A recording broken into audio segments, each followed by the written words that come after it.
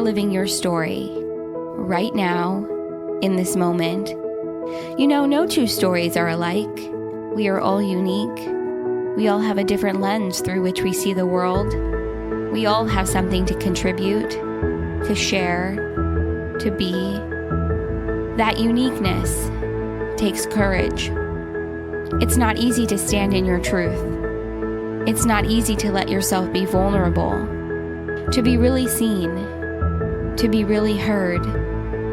So many of us hide. So many of us stay hidden. So many of us make the choice to step forward, to own who we are, to own our stories, to share our voice. The tide is turning. We're moving into a space of deeper vulnerability, courage, authenticity, and love. We're moving closer to greater self-love, self-acceptance, honesty, and empowerment.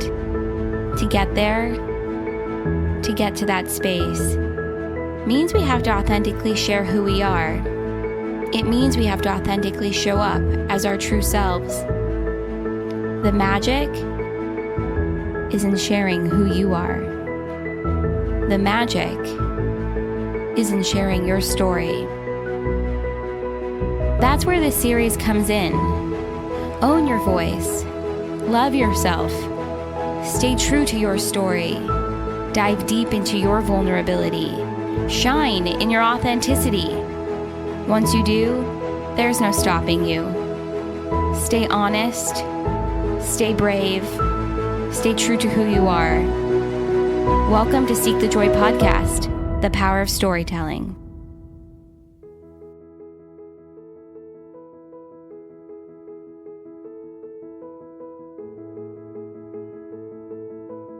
Hello, my name is Phoebe Miller, and I am the owner and founder of Nomad Always at Home, and we offer new experiences on and off the yoga mat so that you can live a fuller life with more joy, gratitude, confidence, and connection.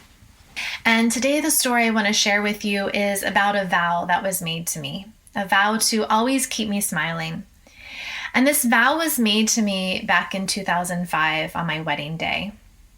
My husband at the time had said that he always wanted to make me smile.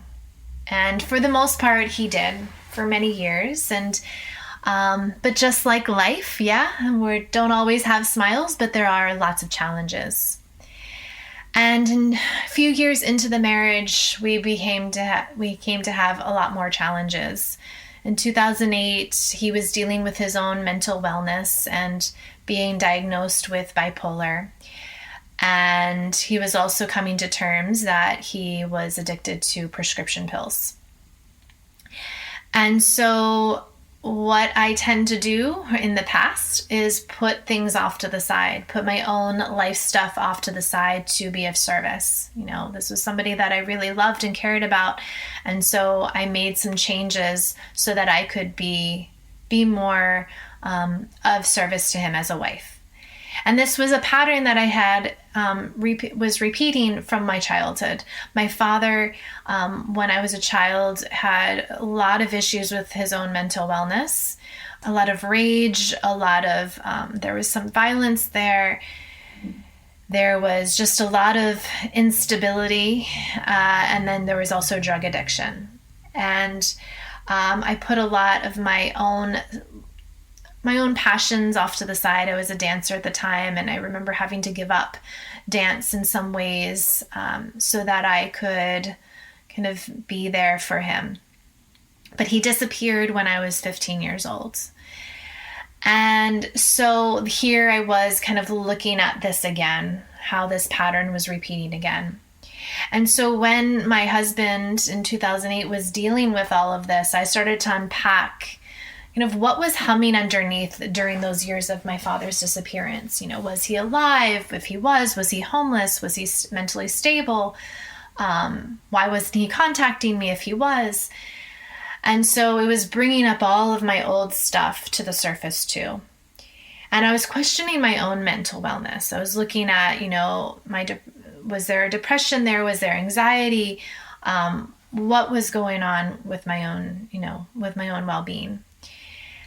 And so there was a lot more of these harder days during this time.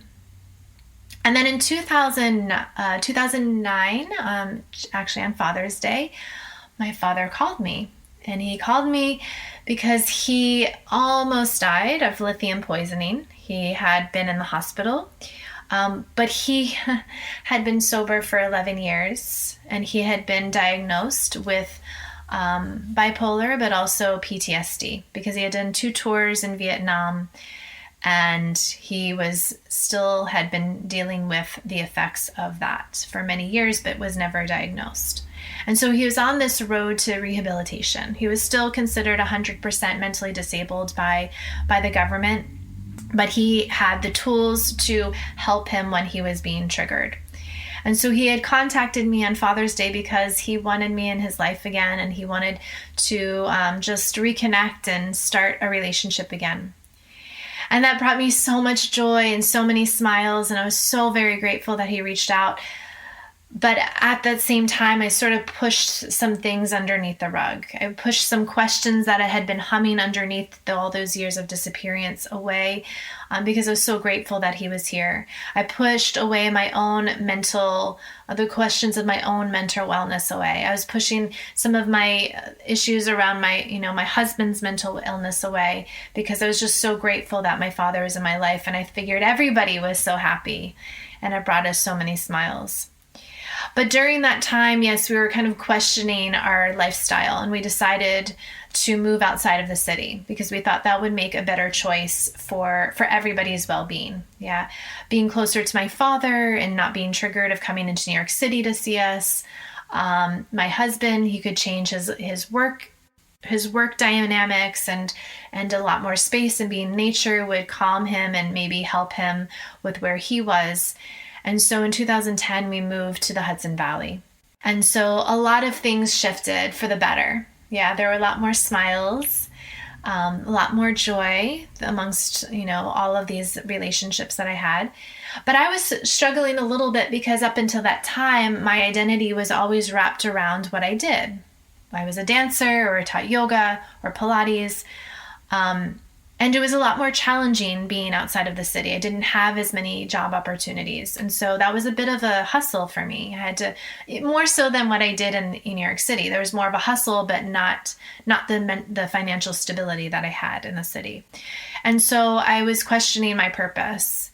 But then in 2012, I saw a really great job opportunity come up for me to manage a program at a boutique hotel there in my local community. So I got really excited, and things started to shift again for the better. And we bought a house, our dream house, not just a house, but our dream house.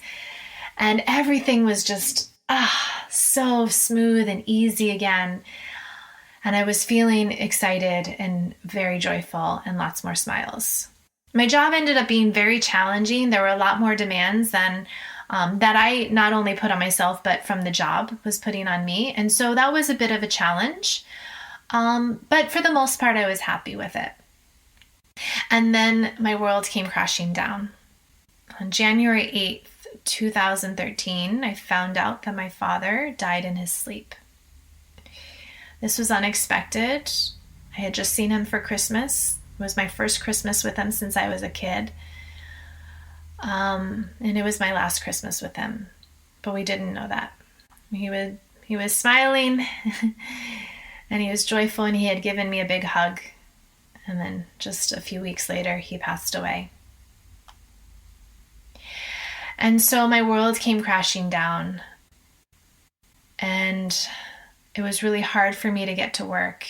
I did, but it was very challenging. I gave myself one day a week where I only taught one class, and I got to come home and be by myself. My husband was in the city on those Fridays, and I got to give myself a permission slip to do whatever I needed to do. Cry, scream, watch movies, write in my journal, look at old pictures, whatever it was. I gave myself full permission to feel whatever feelings I needed to feel. And I was noticing when I was giving myself those days that my husband was staying in the city longer and longer. So he was coming home later and later at night. And there was one Friday in particular in March that he just came home and I was crying on the couch and he was just on the other couch just staring at me. And all I said to myself in my mind, I couldn't get the words out, but I just said, please just come home over to me and hold me, hug me. But he didn't get that message. He didn't come over to me. So I went to bed crying. But then I woke up in the morning with the sun just beaming on me, which was kind of funny because the day before we had this big snowstorm. And so I woke up with the sun beaming on me and I felt the warmth of the sun just shining right on my bed and right on me. And I had this breath of fresh air. And I remember looking at the weather for that day, and it was actually extremely warm for what it had been yesterday. And it said abundant sunshine. And I had this breath of fresh air and realized that joy was here again. And that, yes, it was still challenging times, but I was going to get through it. And so I got up and I went and I taught my class, and I got a little bit of lunch for my husband and I to share. And we were going to go on a hike and celebrate this newfound joy that I had. But then he sat me down at lunch and he said that he wanted a divorce. He wanted a divorce because he was still struggling with his own mental wellness, and he had been hiding his drug addiction from me this whole time. And I guess in a lot of ways I was hiding it from myself too. I was ignoring the signs because I was so grateful at the time that my father was back in my life. And then I was so sad that he was gone again, that I wasn't even paying attention to what was going on with him. And he had said to me during that afternoon when we talked for hours and hours and hours that he just wanted me to be free, that he wanted me to just continue a life of some sort of joy without him, because he knew where his path was going and it wasn't going to be good. And that hurt, because all I wanted to do was put everything aside again and take care of him and be of service to him as a wife. So we parted ways over a matter of weeks. And the rest of the year was very challenging for me. I was dealing with some physical issues. I moved out of that dream house, and then I was looking at my job that I had, that it was, yes, had been bringing me some joy, but it was not fitting into my life anymore. And so I had been asking myself, what do I want? And this was a question that my husband had been asking me the last couple of years of what do I want? And I didn't know always. And so I thought I needed to ask myself, what do I want? And so I found myself in Costa Rica for just a couple of days to search out for a yoga retreat. I was looking at a property for a yoga retreat. And that couple of days turned into 9 months. And during those 9 months, I was cracked wide open. I was looking at the past patterns of my relationships. I was looking at, the choices that I had made in various ways on my path. And I was looking at, what do I want? Who am I to? Who is this new Phoebe, and what does she want in her life? And I was being cracked open by seeing a new way of living there in Costa Rica. And I realized that this is what I wanted for myself and I wanted for others, to see other ways of living and being. And so I came back to the Hudson Valley at the end of the 9 months to launch my business, Nomad, which with the intention of offering yoga retreats so that other people could travel the world and experience themselves in a new light and experience their outer world in a new way. And so when I came back to my local community to launch this business, it also turned into an online studio and some community events, bringing our local studios together for summer solstice and a summer series. And there's so much joy again, being able to experience myself and then also hold space for other people to experience joy within themselves. And so here we are later, 5 years later, yes. So we launched in 2015, and here we are in 2020. And we've evolved so much. And I'm so grateful for all of the experiences we've had within Nomad and, including all what I just mentioned before. But now we have a podcast sharing other people's stories and my own movement that I share, Movement 109, for other people to, for people to experience their bodies and their stories that they hold within themselves and experience that joy is humming underneath at all times. That joy is a choice that we can truly tap into every breath. It's just a breath away. And so I want to just say that vow that my husband made to me 15 years earlier, he still lived up to it. Yeah, by letting me go, I was able to experience that smile for myself, right? I was able to experience finding joy within myself. And I've also been able to hold space for other people to experience their own joy and their own inner smiles. And so I'm very, very grateful for that vow and for letting me go. And what I also want to just say here is the vow that I made to him that I want to renegotiate today. That vow I made to him was to find him through eternity. And so, yes, I might find you again, and maybe we're best friends, or maybe we're just strangers passing on the street.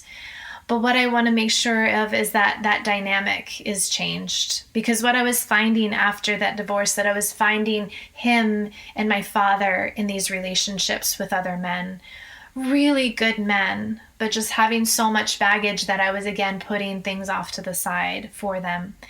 And so what I want to renegotiate is that my vow to them, to me, is that I will not stop smiling. I will continue my inner radiance so that they can find their own inner radiance too. It's just like that Louis Armstrong song when he says, when you're smiling, the whole world smiles with you. And so to my vow to you, to myself, and I hope for you all can find that, yes, let's not put our smiles aside for others. Just continue to beam and know that you are exactly as you should be. Thank you so much for this time and space to share my story. I hope it has been some sort of reflection of your own story in some way and has been in some sort of inspiration. I hope to see you over at Nomad, Always at Home in some way, shape, or form. Thank you.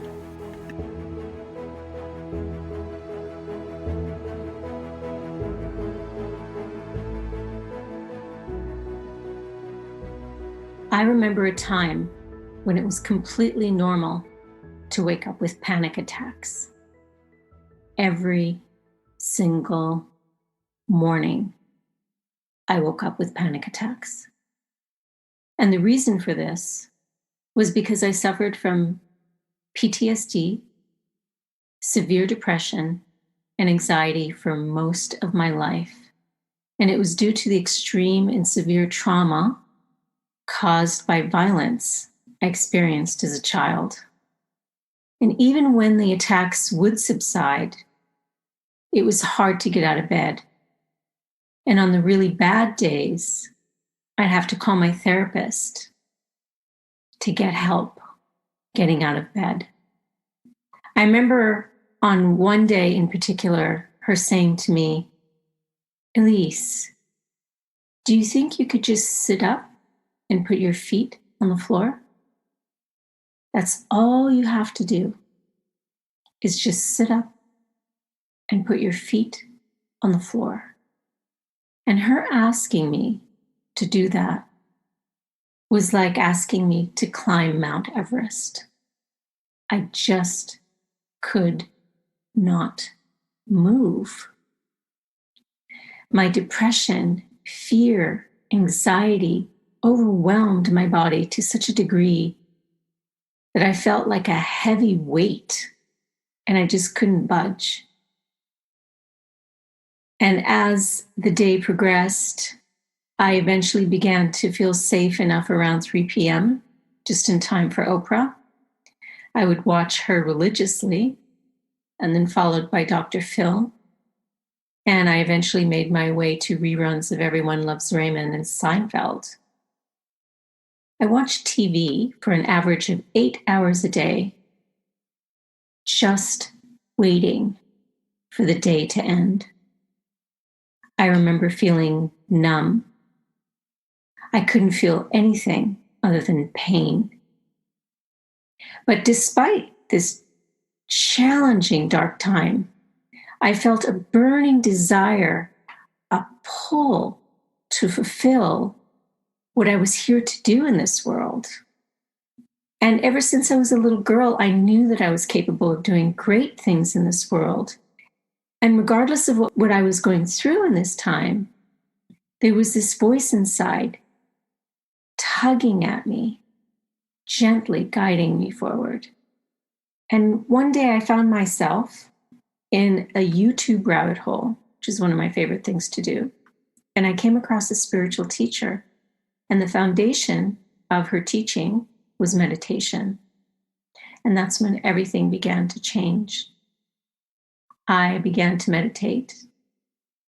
I had a daily practice of 20 minutes twice a day. And after meditating for a few months, I noticed many changes. My contracted self began opening up. I felt more expansive. I felt hopeful for the first time, really, about my future. My intuition was heightened in a profound way. I sensed things before they happened. And I made decisions based solely on my intuition with ease. I was waking up to my true self. What was so wonderful about this period was that I developed compassion for myself. I had to forgive myself for all the decades lost to trauma. My self-compassion helped heal the intense shame I felt for not being able to do anything with my life for so very long. Wisdom began pouring from my soul. I had a new understanding that all the answers I needed could be found within myself. And I learned that all the suffering I had been through all those decades was preparing me for where I was going. And that path was to help others, to serve humanity in a big way. It would have been impossible for me to have grown or evolved without those difficult times. And it is, in fact, those difficult times that gave me my greatest gifts that I now use to serve others. As Nietzsche says, you need chaos in your soul to give birth to a dancing star. I really wanted to help other people find their way out of suffering. And I wanted them to know that no matter what or how long they have suffered, that they too have the possibility of living a life filled with peace, joy, and abundance. I became a subconscious transformation coach and mentor so I could help others. And as in my training, I found that I was very gifted as a coach. I feel that all of us have unique gifts, and I finally found that my greatest gift was coaching. And I started a business, and even though I had a sincere desire to help others, building a business wasn't as easy as I anticipated. I did all the things I was supposed to do when I started a business. I built a website, I put together a marketing plan with social media, I did Facebook Lives, I did challenges, I created courses, I did everything. I tried my hardest to build my list, but no matter how hard I tried, I just wasn't getting any traction. And I felt stuck, and I felt blocked, and I couldn't figure out why. And it wasn't until I uncovered my limiting subconscious belief in my childhood that I was able to get the traction that I wanted. Our subconscious dominates 95% of our behavior. So the reason why I wasn't able to get the traction that I wanted in my business, because my subconscious beliefs and identity was completely out of alignment with who I wanted to be in the world, with what I was trying to create in the world. And nothing will change until one becomes in alignment with their subconscious beliefs and identity. And after I uncovered my deepest unlimiting belief, which was around a dog that I had when I was 8 years old who ended up dying, I thought it was my fault that she died. And I had this subconscious belief that if I helped people, something bad was going to happen to them. And then I had to further evolve my subconscious identity because I still had the subconscious identity of a victim. And I had to transform that part of myself. And when I did, everything quickly changed with my business, where I went from making $1,000 months to $10,000 weeks. And I created my own methodology, which I'm very proud of, that helps people. But I have to say that it's important to uncover the truth of who you truly are. Because when you do, you begin to live your purpose and your truth, and you become free. And that is my wish for you. And what I learned about sharing my story with others is that I'm not the only one.